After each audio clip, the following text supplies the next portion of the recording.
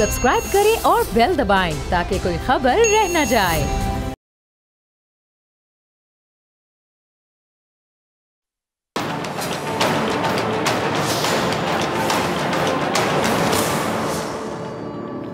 अस्सलाम वालेकुम नाज़रीन, मैं हूं डॉक्टर फ़िज़ा अकबर खान और मैं हूं पाकिस्तान और आप देख रहे हैं पाकिस्तान के सबसे बड़े न्यूज़ चैनल का नंबर 1 प्रोग्राम ऐसे नहीं चलेगा। नाज़रीन, अफ़गानिस्तान में जो हालात हैं वो तेज़ी से बदल रहे हैं। तालिबान ने पंजशेर वादी के इलाके जो अलावा जो पूरे अफ़गानिस्तान पर हम कह सकते हैं कि अच्छी तरह से कंट्रोल भी हासिल करे, लेकिन इसके बावजूद अब भी कुछ हतमी नहीं है। गैर यकीनी की फ़ज़ा कह लें कि अभी भी कायम है और तब्दीली ये कि इस बार अफ़गान तालिबान अमन का पैगाम दे रहे हैं और खैर की बात करते हुए नज़र आ रहे हैं, जो कि एक बहुत बड़ी तब्दीली है। अच्छा, ये भी हकीकत है कि अफ़गानिस्तान में तालिबान ने कंट्रोल संभाला तो कुछ दुश्मन कुव्वतें अपना आप कह लें कि खो बैठी।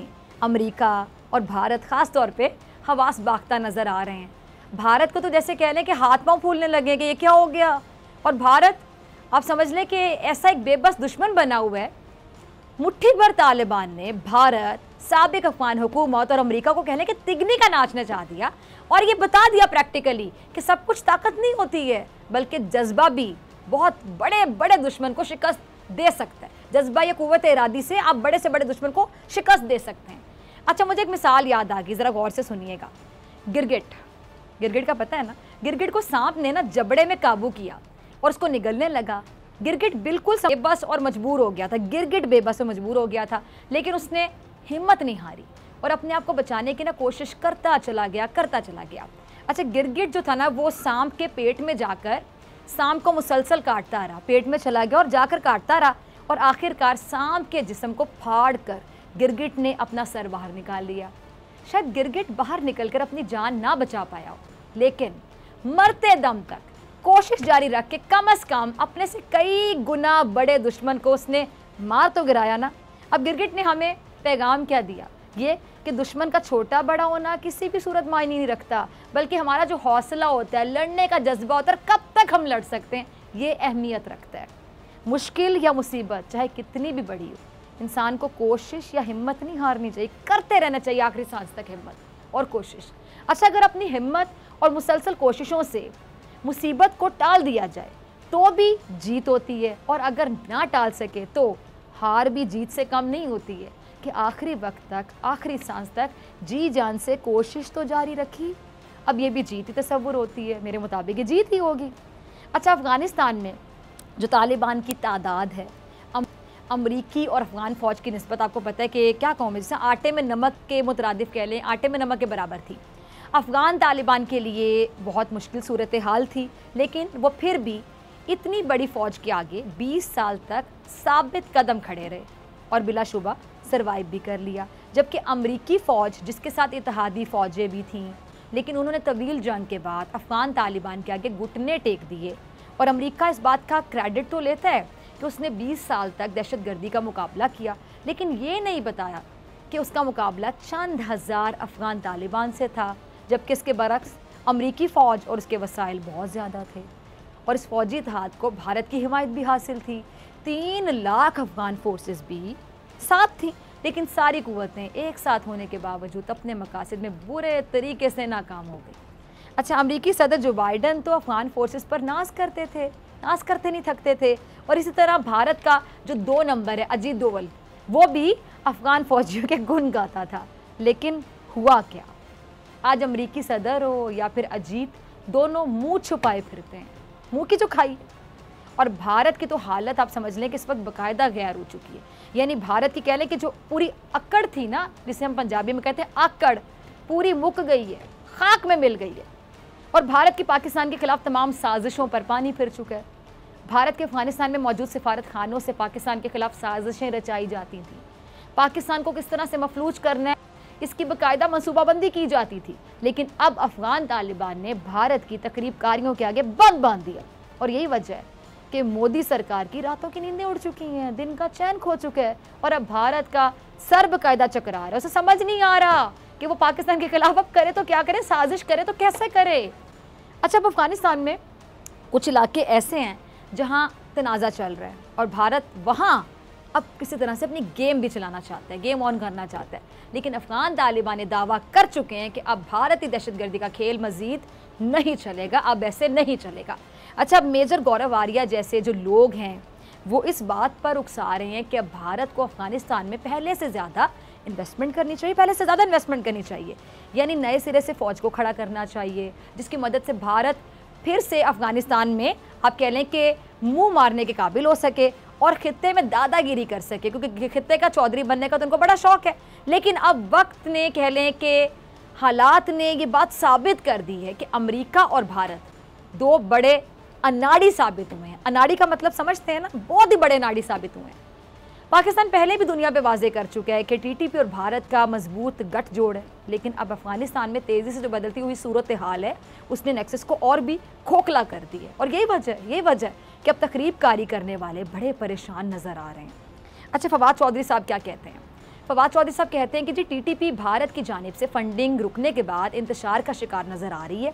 काबीना इजलास के बाद प्रेस कॉन्फ्रेंस में फवाद चौधरी ने यह बताया कि टीटीपी के हवाले से हमें ये जानकर इत्मीनान में आ जाना चाहिए कि पहली मरतबा भारतीय फंडिंग का जो अमल है, जो टीटीपी को एक अरसे से जारी था, ख़त्म हो चुका है और इस वक्त वो परेशान है। मीडिया को ब्रीफिंग देते हुए फवाद चौधरी ने क्या कहा, जरा वो भी सुन लीजिएगा। कहते हैं कि जी पाकिस्तान की फ़ौज और दीगर सिक्योरिटी फोर्सेस मुल्क के अंदर टीटीपी दहशतगर्दों का मुकाबला करने की भरपूर सलाहियत रखती हैं। अच्छा, पाकिस्तान भारत पर जोर दे रहा है कि वो अफगानिस्तान में ये जो अमल है ना, इसको सबूताज ना करे और मामलात से दूर रहे, लेकिन भारत अपना जोर चलाना चाहता है, यानी खित्ते का अमन दाव पर लगाना चाहता है। लेकिन सच क्या है कि अफगानिस्तान में भारत का जो ख्वाब है वो ऑलरेडी टूट चुका है, या यूँ कहा जाए कि भारत की कमर मुकम्मल तौर पर टूट चुकी है तो गलत नहीं होगा।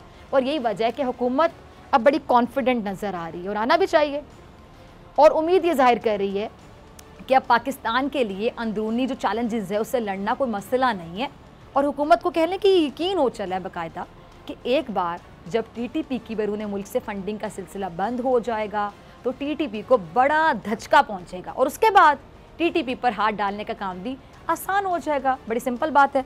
अच्छा, वफाकी वज़ीर इत्तलात ये उम्मीद भी जाहिर कर रहे हैं कि अफ़गान तालिबान के हुकाम अपनी सरजमीन पाकिस्तान के ख़िलाफ़ इस्तेमाल नहीं होने देंगे और पाकिस्तान के ख़िलाफ़ साजिशों के जाल बिछाने वाली दहशतगर्द तंजीमें जिनका ताल्लुक बलूचिस्तान लिबरेशन आर्मी और टीटीपी से है और वो अफ़गानिस्तान में बैठे हैं, अफ़गान तालिबान उन्हें पाकिस्तान के हवाले भी करेंगे। अब अफ़गान तालिबान ने ये यकीन दहानी करा दी है। अफ़गान तालिबान के जो तर्जुमान हैं सोहेल शाहीन और ज़बीउल्लाह मुजाहिद, उन्होंने भी यकीन दिलाया है कि तहरीक तालिबान पाकिस्तान अफ़गानिस्तान की जो सरजमीन है वो पाकिस्तान के ख़िलाफ़ इस्तेमाल नहीं कर सकेंगे।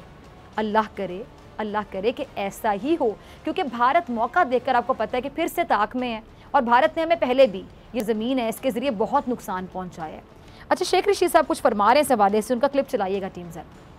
अरे सुना आपने शेख साहब को। अब इसमें कोई शक नहीं है, कोई शक नहीं है कि पाकिस्तान ने अमेरिका की जंग का हिस्सा बन के बड़ी कीमत अदा की है, बहुत बड़ी कीमत अदा की है।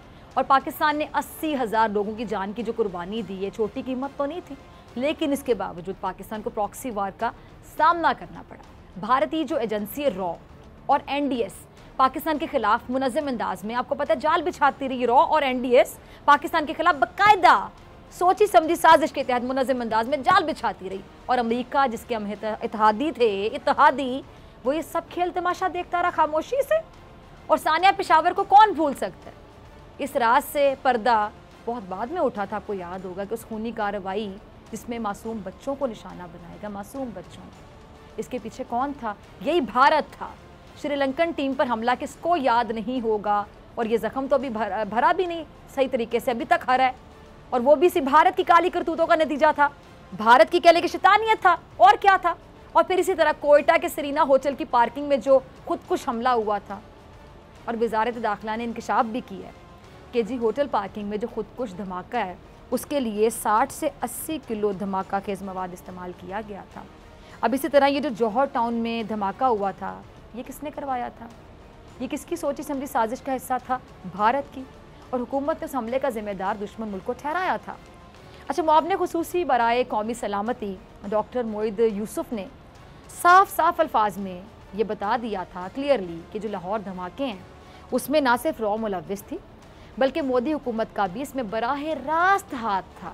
और मोइद साहब ने इस बात का भी इंकशाफ किया था कि पाकिस्तान के इंटेलिजेंस के इदारे जब उस हमले की तहकीकात कर रहे थे तो उस वक्त भारत की जानिब से साइबर हमले किए गए थे। पाकिस्तान के इन्वेस्टिगेशन इंफ्रास्ट्रक्चर पर मुनज़्ज़म अंदाज में कई हमले किए गए थे और इन हमलों का मकसद क्या था कि भारत को एक खदशा था कि पाकिस्तान भारतीय दहशतगर्दी का नेटवर्क बेनकाब करने जा रहा है, इनको एक्सपोज करने जा रहा है, यानी और गंदे हो जाएंगे ये। और भारत कभी नहीं चाहता था कि ये गंदा हो, मज़ीद पहले गंदा है, मज़ीद गंदा नहीं होना शायद चाह रहा होगा और ये रंगे हाथों पकड़ा जाए, ये नहीं चाहता था। इसलिए इसने क्या किया कि रुकावटें खड़ी करना चाहता था, लेकिन बर वक्त कार्रवाई की वजह से भारत को मुँह की खाना पड़ी। और मुँह की खाने की तो इनको बड़ी मेरे ख्याल से प्रैक्टिस है, हर बार इनको मुँह की खाना पड़ती है। अच्छा, भारतीय जो एजेंसी रॉ, इसने एनडीएस से मिलकर दासू हमला करवाया और पाकिस्तान ने सबूतों के साथ इसको साबित भी किया। अच्छा, अगर ये रॉ और एनडीएस की साजिशों को एक एक करके मैं यहाँ गिनवाना शुरू कर दूँ तो यकीन जानिए कई प्रोग्राम्स मुझे करने पड़ जाएंगे। अब चूँकि भारत का अफ़गानिस्तान में नेटवर्क कमज़ोर पड़ गया है और वज़ीर दाखिला भी फवाद चौधरी साहब की बात को सेकंड कर रहे हैं कि अफ़गानिस्तान में जो रूनुमा होने वाली जो हालिया अभी सियासी सूरत हाल है उस पर भारत को बाकायदा मुँह की खाना पड़ी है। और काबुल में भारतीय कौंसल खाने पाकिस्तान के खिलाफ दहशतगर्दी के अड्डे थे, लेकिन अब भारत की दहशतगर्दी का ये जो कारोबार है ठप होकर रह गया। शेख रशीद साहब ने भी कहा है कि जी भारत सी पैक के खिलाफ साजिशों में मुलव्विस है और इसके लिए कलदम, टीटीपी और BLA को इस्तेमाल कर। लेकिन अब अफ़गानिस्तान ये जो बदलती सूरत हाल है, इसके बावजूद कह लें कि तुर्खम और जो चमन के रास्ते हालिया दिनों में 65% 65% तक कारोबारी सरगर्मियों में इजाफा हो गया है। और पाकिस्तान कह लें कि मुसलसल कोशिशों में है कि किसी तरह अफ़गानिस्तान में अमन कायम हो जाए। और अगर ऐसा हो जाता है तो यकीनी तौर पे पूरे खित्ते में अमन की फ़ज़ा कायम हो जाएगी। और यही वजह है कि शाह महमूद कुरैशी साहब अफ़गानिस्तान में एक जामे सियासी हल के लिए पाकिस्तान की कोशिशों के तहत ताजिकिस्तान, उज़्बेकिस्तान, तुर्कमानिस्तान और ईरान के दौरे पर रवाना हुए हैं। और ये जो 4 मुल्की दौरा है, इसके पहले मरहले में ताजिकिस्तान के जो दारुल हुकूमत है वहाँ पहुँचे हैं। और दफ्तर ख़ारिजा की जानिब से जो बयान जारी किया गया उसके मुताबिक वज़ीर ख़ारिजा अपने दौरे के दौरान जो अफ़गानिस्तान की ताज़ा तरीन पेशरफ्त है उसके हवाले से पाकिस्तान का जो नुक्ता नज़र है वो शेयर करेंगे। अच्छा, पाकिस्तान का मानना है कि जो पड़ोसी ममालिक हैं उनका अफ़गानिस्तान और ख़ित्ते के अमन, सलामती और इस्तेहकाम में बहुत बड़ा हिस्सा है। और जो चैलेंजेस है उससे निमटने के लिए अमन, सलामती, इस्तेहकाम, इलाकाई राब्ते के मुश्तरका अहदाफ को आगे बढ़ाने के लिए पड़ोसियों के साथ करीबी राब्ता करना बेहद ज़रूरी होता है। लेकिन भारत कभी नहीं चाहेगा कि पाकिस्तान नेक नीयत ये जो कोशिशें हैं इनमें कामयाब हो। अच्छा, तालिबान ने अमेरिका को ख़बरदार की है, वो कहानी क्या है ये ज़रा क्लिप में देखिएगा। जी सुना आपने, तालिबान ने क्या कहा है तो सुनिएगा ज़रा कि अमेरिका 31 अगस्त तक 31 अगस्त तक अपने आखिरी फ़ौजी के मुल्क से इनखला को यकीनी बनाए। अब ज़बीउल्लाह मुजाहिद ने अमेरिका को बाकायदा ख़बरदार किया और क्या कहते हैं जी ख़बरदार करते हुए कि अमेरिका को अपनी डेडलाइन पर कायम रहना चाहिए। अगर अमेरिका अपनी डेडलाइन पर कायम नहीं रहता, मतलब इस सिचुएशन में अगर कायम नहीं रहता तो इसके बाद हम अफ़गान शहरियों को इनखला की परवाज़ों से बाहर नहीं जाने देंगे। अच्छा, सोहेल शाहीन का ये भी कहना था कि अगर अमेरिका डेडलाइन पर पूरा नहीं उतरता तो क्या होगा, तो फिर अमेरिकी फ़ौज के साथ क्या सलूक होगा, इसका फ़ैसला तालिबान की आला क़यादत करेगी। अब ज़रा गौर कीजिएगा जुमले पे कि इसका फ़ैसला तालिबान की आला क़यादत करेगी कि फिर सलूक क्या किया जाएगा। अब तालिबान की इस वार्निंग पर, ये बहुत खुली वार्निंग है, इस पर अमरीकी हुकाम को जान के लाले पड़ गए और पढ़ने भी चाहिए। और वो ये कह रहे हैं कि अमेरिका और G7 ग्रुप के जो रहनुमा हैं वो लोगों को अफ़गानिस्तान से निकालने में करीबी ताउन के लिए तैयार हैं। यानी अमेरिका 31 अगस्त तक अफ़गानिस्तान से अपना इनखला मुकम्मल कर लेना चाहता है। और बहुत हम ये जो बहुत कुछ तालिबान के ताउन पर भी मेरे ख्याल से मुनहसर होगा यहाँ पे। यानी अमेरिका इनखला में ताख़ीर की ज़िम्मेदारी भी तालिबान की तैयारियों में लगा हुआ है, गौर कीजिएगा ज़रा। और अब अफ़गानिस्तान की ये जो सिचुएशन है, ये जो सूरत हाल है, इसको देखकर शेख रशीद साहब अपोजिशन को एक मशवरा दे रहे हैं। वो क्या कि कुछ देर के लिए जो अंदरूनी सियासत है और ये जो आपस के इख्तलाफात हैं इनको अगर भुला दिया जाए और भुला कर अफ़गानिस्तान के मामले पर हुकूमत का साथ दे दिया जाए तो बड़ी अच्छी वो बात कर रहे हैं। आई विश के ये अपोजिशन को समझ आ जाए। ज़रा शेख साहब का क्लिप चलाइएगा। अच्छा, सुना आपने, ये बात दुरुस्त है कि जी हमारे जो सियासी रहनुमा हैं और हमारे रहबर जो भी काम करते हैं उसके पीछे चाहे ज़ाती मुफाद हो या कुछ और हो, कुछ भी हो, लेकिन वो अपने उस काम को हमेशा कौमी मुफाद के लिफाफे में बाकायदा लपेट कर आवाम के सामने पेश कर देते हैं। ऐसा ही है ना। अब PDM ने क्या, ये जो पहले एहतजाजी तहरीक का शौक़ पूरा किया था, आपको याद होगा, उस वक्त क्या कहा था, ये हुकूमत मुल्क के लिए क्या बन गई है, ख़तरा बन गई है, मुल्क को कहाँ लेके जा रही है, तबाही की तरफ लेकर जा रही है, इससे क्या ज़रूरी है, छुटकारा ज़रूरी है।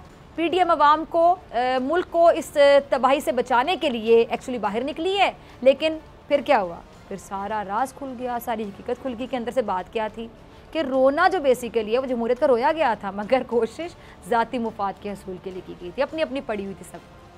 लेकिन कंधा हमेशा की तरह बेचारी अवाम का यूज़ किया जा रहा था, जमहूर का यूज़ किया जाता, जिस जमहूर के हाथ आज तक कुछ नहीं आया।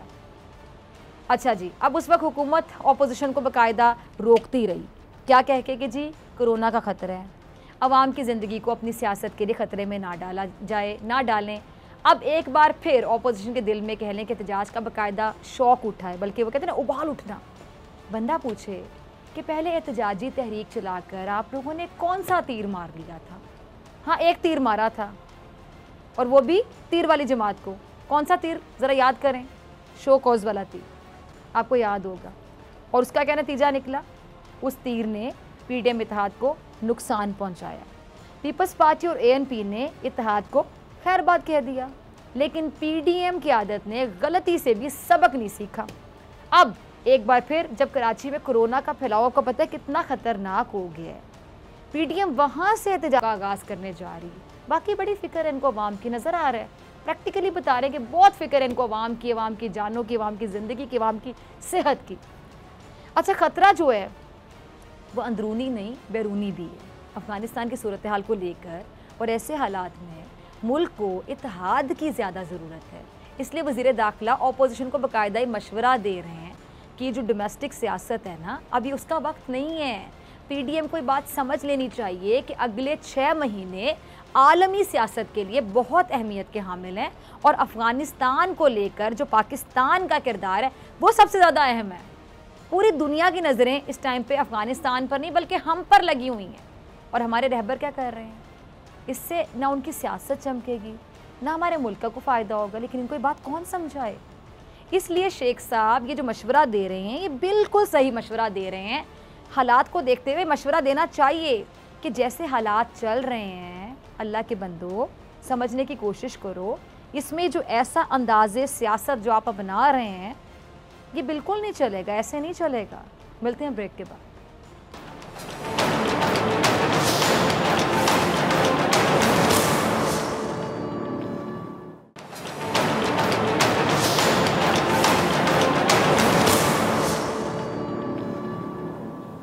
वेलकम बैक नाजरीन। लाहौर में ख़वातीन से ज़्यादती और बदसलूकी के जो वाक़यात हैं हम देख रहे हैं कि मुसलसल इनमें इजाफा हो रहा है। अभी कुछ दिन पहले एक नया वाक़या पेश आया चौंक के इलाके में।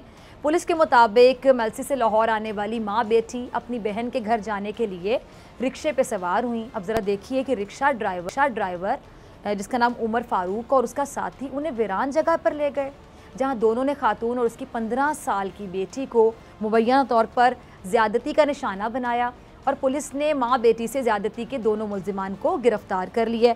फिर रावलपिंडी में पीर वधाई के इलाके में एक मदरसे में ज़ेर तालीम 16 साला तालिबा, उनकी वालिदा ने मदरसे के मोहतमम और ख़ातून मौलमा के ख़िलाफ़ तालिबा को मशरूब के ज़रिए बेहोश करने और उसके बाद फिर मुबैना ज़बरदस्ती का निशाना बनाने का मुकदमा दर्ज कर लिया, जिसके बाद मदरसे के जो मोहतमम है मुफ्ती शाहनवाज़ उनका नाम, उनको छापा मार कर गिरफ़्तार किया गया।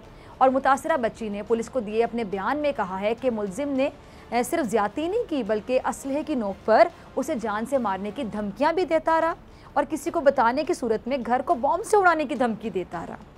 अच्छा, एक और वाक़या जो है वो लाहौर के इलाके शुमाली छावनी में पेश आया है। 10 साल की मासूम बच्ची और उससे ज़्यादती करने वाला जो शख्स 55 साला शख्स, इसे गिरफ़्तार भी कर लिया गया है। और पुलिस के मुताबिक 10 साला जो बच्ची है वो कोई चीज़ ख़रीदने घर से निकली बेचारी, और 55 साला खालिद नाम है उसका जी, उसे बरगला कर वीराने में ले गया, ज़्यादती की कोशिश की, लेकिन बच्ची ने शोर मचाया और मुलजिम फ़रार हो गया। पुलिस ने बच्ची को तिबी मुआयने के लिए हॉस्पिटल मुंतकिल किया और मुलजिम को भी कुछ देर बाद गिरफ़्तार कर लिया गया। अफसोसनाक वाक़यात इतने कि मैं कितने वाक़यात आपको बताती चली जाऊँ। अब एक और वाकया फैसलाबाद में पेश आया। पुलिस के मुताबिक एक माजूर शख्स की 12 साल की बच्ची अपने घर में अकेली थी और रमज़ान नामी हमसाया घर में घुस आया। अपने नाम का भी एहतराम नहीं किया, कितना प्यारा नाम रमज़ान, लेकिन उस शख्स ने एहतराम नहीं किया, ना उस शख्स का माजूर का, ना उस बच्ची का, ना अपने नाम की लाज रखी कि वो घर में घुस आया, असलहे के ज़ोर पर बच्ची से ज्यादती की। और पुलिस क्या बताती है कि बच्ची की चीखों पुकार पर अहले मोहल्ला जमा हो गए, जिस पर मुलजिम असला लहराता हुआ मौके से फरार हो गया। यानी किसी किस्म का उस बंदे को खौफ नहीं था। पुलिस ने बच्ची का मेडिकल करवाने के बाद मुलजिम के खिलाफ मुकदमा दर्ज किया और उसे बहरहाल गिरफ्तार कर लिया गया। अब आपको याद होगा लाहौर में चिंची रिक्शे में क्या हुआ था जी, ओबाश नौजवान की एक नाजेबा हरकत का निशाना बनने वाली मुतासरा लड़की थी। उसने पुलिस से माजरत कर ली है कि वो मंजर आम पर आना ही नहीं चाहती और तफ्तीशी टीम की जानिब से लड़की को मुलजिमान की शनाख्त के लिए मनाने की कोशिशें अभी जारी हैं। अब सवाल ये है कि क्यों आए वो सामने, कौन उस लड़की को एतबार दिलाएगा कि क्या ये सिस्टम, ये कानून उसके सामने आने के बाद, मंजर आम पे आने के बाद, इतनी एफर्ट करने के बाद क्या उसको इंसाफ दिलवा सकेगा? क्या कानून उसकी मदद करेगा? क्या उसको कोई इंसाफ मिलेगा?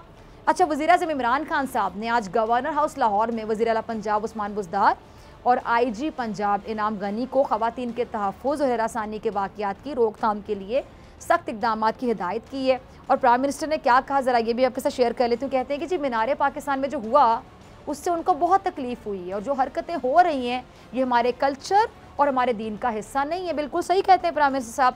और साथ मज़ीद उन्होंने कहा है कि जी मगरिब में औरत की इतनी इज्जत नहीं है जो हम यहाँ करते थे, मगर अब हम जो दिख रहे हैं उसकी बड़ी वजह यह है कि हमारे बच्चों की तरबियत सही नहीं हो रही है। यानी मोबाइल के गलत इस्तेमाल की वजह से जिनसी जराइम में इजाफा हो रहा है। वज़ीर आज़म साहब की बात दुरुस्त है, मगर सवाल ये है कि आखिर इन वाक़यात को रोकेगा कौन, ज़िम्मेदार कौन है? इस पर बात करने के लिए मेरे साथ मौजूद हैं सीनियर सहाफ़ी, किसी तारुफ के मोहताज नहीं, आरिफ उम्मीद भट्टी साहब। भट्टी साहब बहुत शुक्रिया ज्वाइन करने के लिए। भट्टी साहब, वज़ीर आज़म साहब का बयान आपने भी सुना होगा, इस बयान से मैं शुरू कर देती हूँ। क्या हमारी नौजवान नस्ल की जो तरबियत है वो वाकई सही तरीके से नहीं हो रही कि वो ख़वातीन का एहतराम और इज़्ज़त भूल चुके हैं, या फिर मोबाइल का जो गलत इस्तेमाल है वो असल वजह है जिनसी जराइम में इजाफे के लिए? और साथ ही ज़रा मेरे ज़हन में ये भी आता है कि जो माँ बाप हैं और बच्चे, उनमें इतना ज़्यादा गैप आ गया कि माँ बाप, शायद अफसोस के साथ कहूँगी कि माँ बाप भी इतने मसरूफ़ हो कमाने गए हैं जी, वो कमा कर आ रहा है, वो थका हुआ आया है, घर में बच्चों को टाइम नहीं दे पा रहा। माएँ भी अपने फ़ैशन में तरह तरह के लिबास खरीदे जा रहे हैं, मेकअप खरीदा जा रहे हैं, इतने बिजी हो गए सब कि माँ बाप बच्चों को तवज्जो नहीं दे पा रहे हैं, वक्त नहीं दे पा रहे हैं। माँ बाप को पता नहीं बच्चे कहाँ जा रहे हैं, किन दोस्तों के साथ बैठ रहे हैं, कितने बजे आ रहे हैं, कहाँ से आ रहे हैं, जो बता कर जा रहे हैं वहाँ जा रहे हैं। शगन बैलेंस नहीं है। आपको नहीं लगता ये भी बहुत बड़ी वजह बन रहा है मुआशरे में बिगाड़ की? बिस्मिल्लाहिर्रहमानिर्रहीम। डॉक्टर साहब, गुजारिश ये है कि हर बच्चे की तरबियत अच्छी होनी चाहिए, उसके वालिदैन को, टीचर को, घर वालों को, सबको करना चाहिए। लेकिन मुझे वज़ीर आज़म साहब की बात समझ नहीं आई, हुकूमत किस नाम की चीज़ होती है? ये इस पुलिस का 5 खरब से ज़्यादा बजट है भाई। लोगों की जानो माल की हिफाजत आपकी जिम्मेदारी है। इस्लाम ने जितना खवातीन को एहतराम दिया है, मज़हब ने दिया, दुनिया में किसी ने नहीं दिया। लेकिन एक औरत खड़ी है जो हजूम में चले गई है, लिबास में कमी है, लेकिन किसी दरिंदे को ये किसने हक दिया कि उसके जिस्म को हाथ करे, टच करे? मुझे ये बताएं। ये वहाँ होता है जहाँ कानून कमज़ोर हो तो माफिया मजबूत हो जाता है। जब सजाएं ना हो, जब पुलिस वाले पैसे लेके रेस्ट हाउसों से उधर बोतल हाउस खोले, जब इनके अफसर मनशियात का काम करें, कब्जा ग्रुप का काम करे और इन लोगों की सरपरस्ती करें। मैं कहता हूं कि खवातीन का एहतराम, मर्द को भी अल्लाह ने पर्दे का हुक्म दिया हुआ, तो मुझे भी हुक्म है कि मैं अपनी नजरें नीचे रखूं। वो खतून कैसी भी थी, गई थी, मुझे बता दें दीन या दुनिया का कौन सा कानून हजूम को ये इजाजत देता है कि उसको टच करे? व्हाट इज दिस भाई?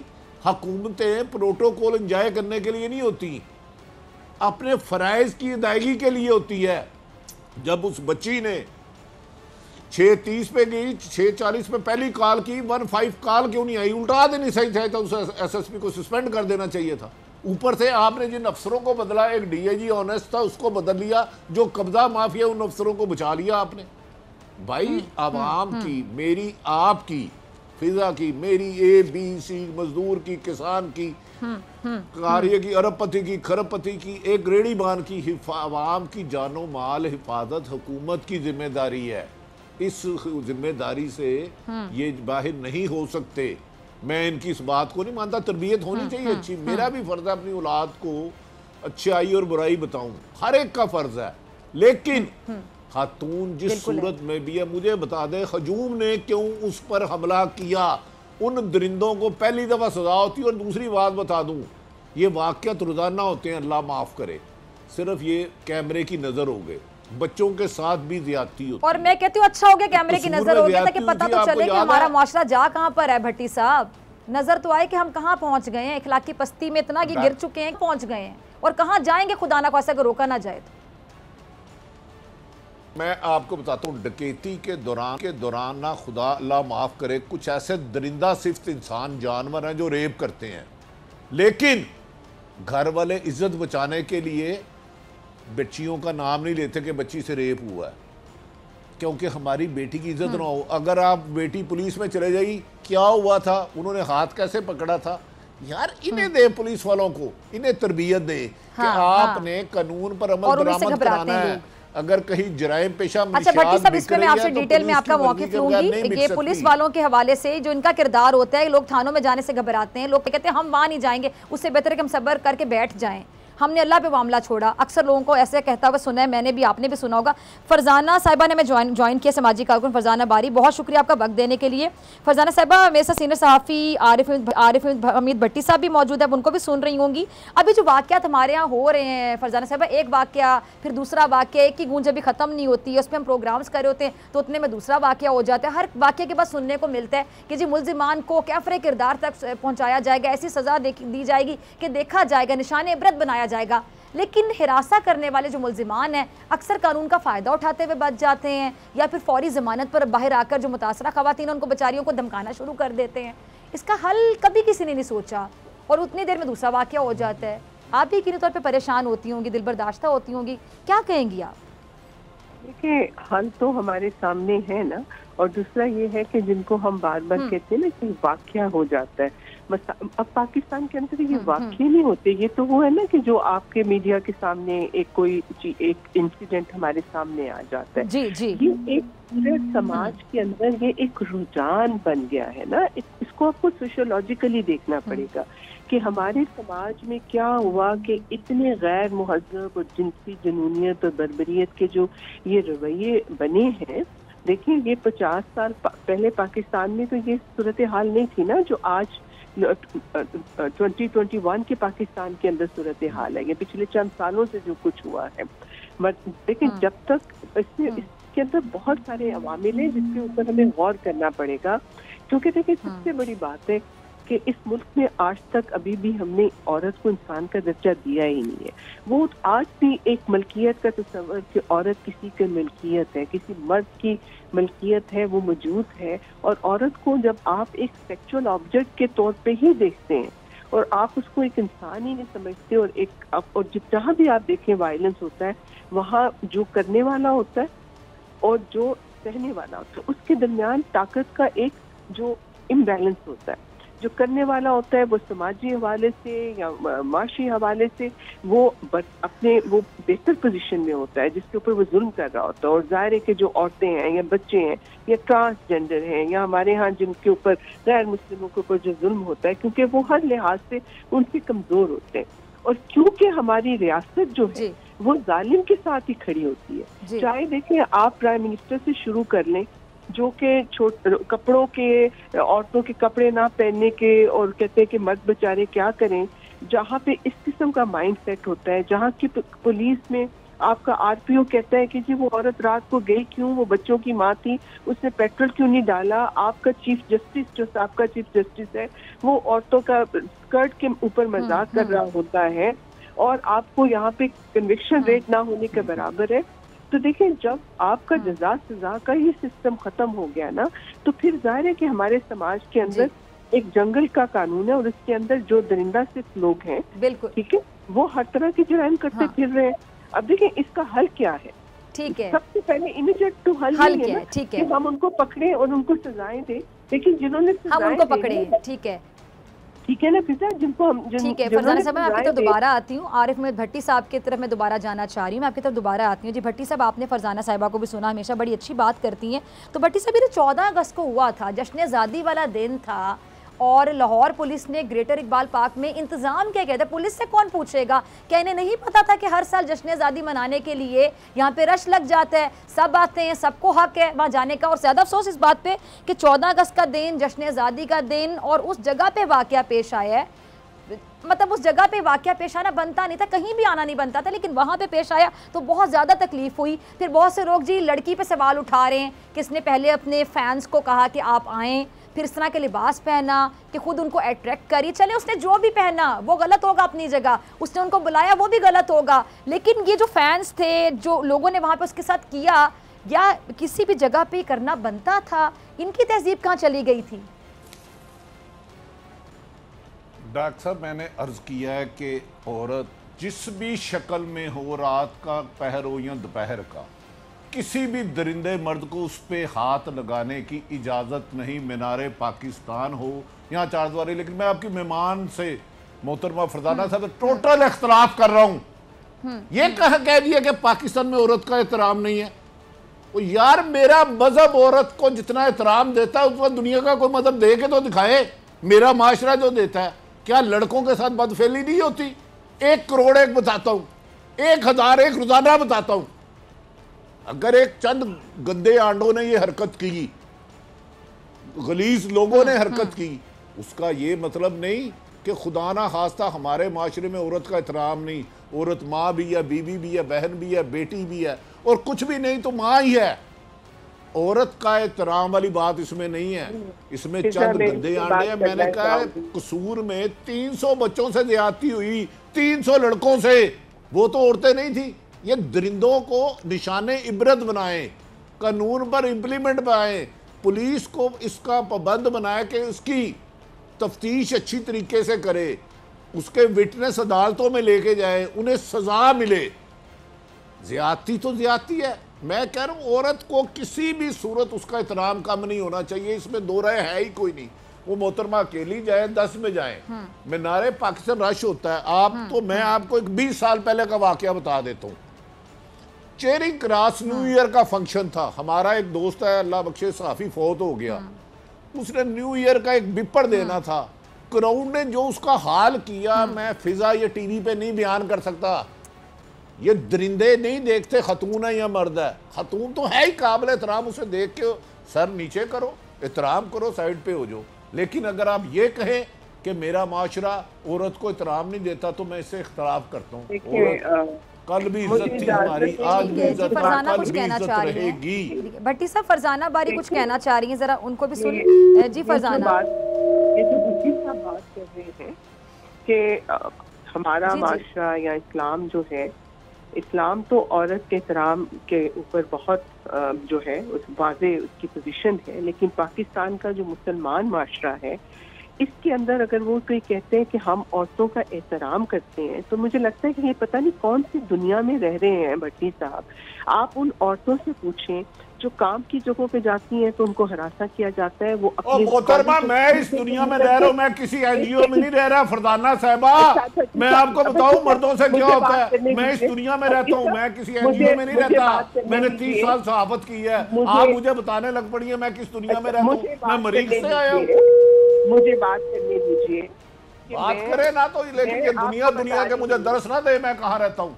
देखें, आप मुझे भी कोई दर्द ना दीजिए आप प्लीज। मैं अपनी बात करना चाहती हूँ। मैं ये आपको बताना चाहती हूँ कि पाकिस्तान की औरत का ना कोई एहतराम, ना वो कहीं अपने आप को महफूज समझती है।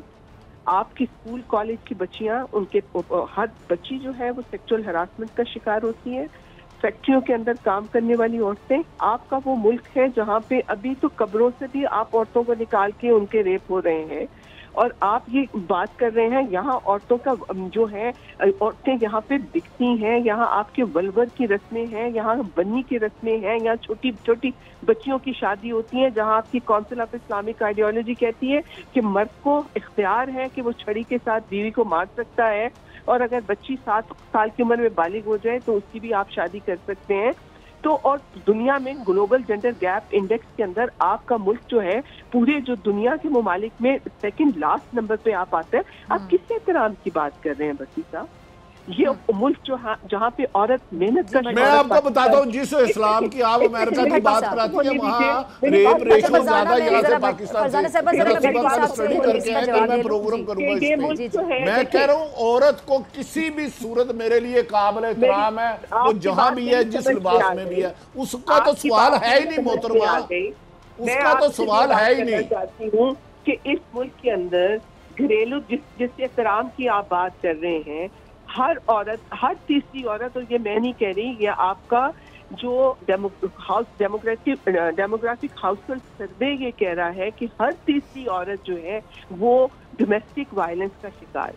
जिस घर के अंदर, हर तीसरे घर के अंदर औरत को मारपीट होती है, उसके ऊपर जुल्म होता है, तो हम ये बात लेकर बैठ जाएं कि जी हम ये कहें कि जी हमारे। अच्छा फरजाना साहब, सॉरी टू से, बड़ी लंबी डिबेट है इस पे, तो मैं कहती हूँ किसी दिन हम प्रोग्राम में रखेंगे, भट्टी साहब भी एग्री करेंगे। इसमें हमारे माशरे का बड़ा कसूर है कि जब घर में इस तरह हो रहे होते हैं, घरेलू नाचाती के वाकयात होते हैं, तो घर वाले अक्सर इमोशनल कर रहे होते हैं लड़कियों को कि भाई अब तुम तलाक ना लो, तुम इस साइड पे ना जाओ, प्लीज अपना घर बसाओ, अगर ऐसा हो तो खानदान वाले क्या कहेंगे। ये कल्चर है हमारे यहाँ, तो घर से भी सपोर्ट नहीं मिल रही होती है। अच्छा, अक्सर खवातीन सपोर्ट नहीं कर रही होती हैं, घर में रहने वाली माएँ या आपकी बहनें नहीं सपोर्ट कर रही होती हैं, आपके घर में रहने वाली भाभियां आपको सपोर्ट नहीं कर रही होती हैं।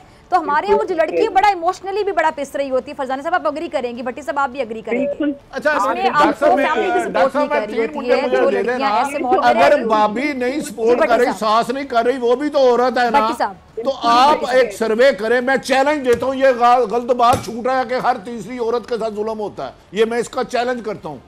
अगर कोई अपनी सास बहू की नहीं बन रही, दोनों औरतें हैं, उन्हें बननी चाहिए भाई। ये क्या तरीका कि हर पाकिस्तान में हर तीसरी औरत के साथ होता है? यार हर तीसरी औरत माँ भी है, बहन भी है, घर चलता ही औरतों की वजह से है। औरत ना हो तो घर चल ही नहीं सकता। भट्टी साहब आपकी बड़ी प्यारी सोच है, काश कि हर मर्द की सोच हो। फरजाना साहब शायद ये कहना चाह रही हैं कि ये इस तरह की सोच हर मर्द की होनी चाहिए हमारे माशरे में। देखें जी, ये इन्होंने बिल्कुल, जी फरजाना साहब, मैं इस बात से बिल्कुल भट्टी साहब की इस बात से जरूर एग्री करती हूँ कि बहुत सारी ऐसी जो औरतें हैं जो कि एक पिदरशाही सोच जो है, देखें जो एक पेट्रियार्कल थिंकिंग है ना, जो एक सिंफी नाबराबरी की सोच है, जो औरत को कमतर समझना, औरतों को मर्द की मलकियत समझना, ये सोच जो है कि सिर्फ मर्दों में नहीं है, ये एक पेट्रियार्कल थिंकिंग है। बहुत सारी औरतें भी इसी सोच की मालिक होती हैं। जाहिर है जब आपने एक औरत की तालीम और तरबियत नहीं की है और उसने यही सीखा है कि उसने मर्द की गुलामी करनी है, तो एक गुलामाना माशरे के अंदर, मतलब एक औरत जिसके पास कोई एक्सपोजर नहीं है, तो फिर वो जाहिर अपनी एक्सेप्टेबिलिटी के लिए वो भी वही कुछ कर रही होती है। वो भी अपने घर में बच्चियों को जो है, वो छोटा सा भाई है तो वो बेटी ने भाई जाना तो वो कहेगी इसको भाई, छोटे भाई को साथ ले जाओ या अपने भाई की खिदमत करने में। तो मैं इस बात से तो एग्री करती हूँ कि जो ये सिंपली नाबराबरी की सोच है, जिसको हम पिदर शाहाना या पेट्रियार्कल थिंकिंग कहते हैं, सिर्फ मर्दों की नहीं है, औरतों की भी है, और इसको बदलने की जरूरत है। भट्टी साहब आपका लास्ट कमेंट भट्टी साहब, फिर मुझे क्लोजिंग पे जाना है। जी मैं डॉक्टर साहब, मैं सिर्फ कहता हूँ औरत को पाकिस्तान में इज्जत है, औरत का मुकाम मर्द से ज़्यादा है। मैं सिर्फ इतना कहूँगा, ये तासुर देना गलत है कि पाकिस्तान में हर दूसरी औरत से होता है। अगर औरत माँ, बहन, बेटी है, अगर कोई सास बहू का झगड़ा है तो दोनों औरतें हैं। हमें अपने आप को ठीक करना, औरत जिस सूरत में हो मर्द से ज़्यादा काबिल एहतराम है और काबिल इज्जत है। मेरी तो सबमिशन इतनी है, औरत के बगैर घर ही नहीं हो सकता। अच्छा भट्टी साहब, सॉरी मैं आपकी बात काट रही हूँ, इज्जत तो है लेकिन इंसाफ क्यों नहीं? और दूसरा जो सोशल मीडिया पर कोई भी वाकया पेश आता है तो एक बहस शुरू हो जाती है। वो कानून कमजोर है फिदा, यू आर 100% राइट। कानून कमजोर है, जहां कानून कमजोर हो माफिया आ जाता है। वो मर्द के साथ भी बदतरदारी करते हैं और औरतों को, यानी ये बात भी साबित होती है ना भट्टी साहब, आप सियासत पे गहरी नजर रखते हैं, बड़ा अच्छा तज्जिया करते हैं, यानी ये बात भी साबित होती है ना कि पुलिस के आईजीज तब्दील करने से कुछ नहीं होगा, रिफॉर्म्स लाने पड़ेंगे, काम करना पड़ेगा, फिर कुछ बनेगा।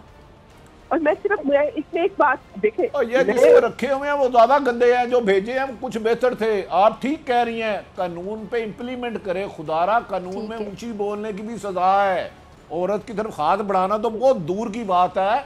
उसकी मर्जी के बगैर उसे देखना भी सजा है, लेकिन इम्प्लीमेंट तो दारों ने फरजाना बारी साहब, आपका लास्ट कमेंट, आप कुछ कहना चाह रही, मेरे पास 30 सेकंड है। ये बात करना चाह रही हूँ कि ना सिर्फ ये समाज पाकिस्तान की औरत को वो इज्जत और एहतराम नहीं दे रहा जिसका जो कि हमारे मजहब में भी है। पाकिस्तान की रियासत आपका कानून भी औरत को दूसरे दर्जे की शहरी मानता है।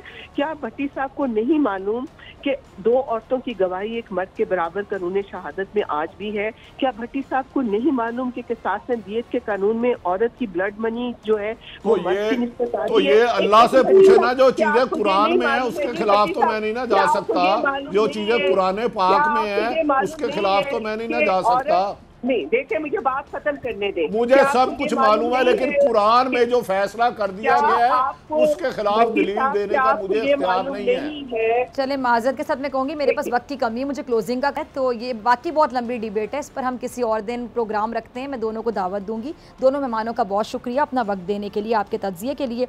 इसी के साथ डॉक्टर फ़िज़ा अकबर खान को दीजिए इजाज़त। आपसे मुलाकात होगी इंशाल्लाह कल सेम टाइम सेम चैनल। अगर ज़िंदगी ने वफ़ा की, दुआओं में याद रखिएगा, अपना बहुत ख्याल रखिएगा। और जाने से पहले देखिए अहमद फराज की याद में हमारा सेगमेंट मत समझो हमने भुला दिया।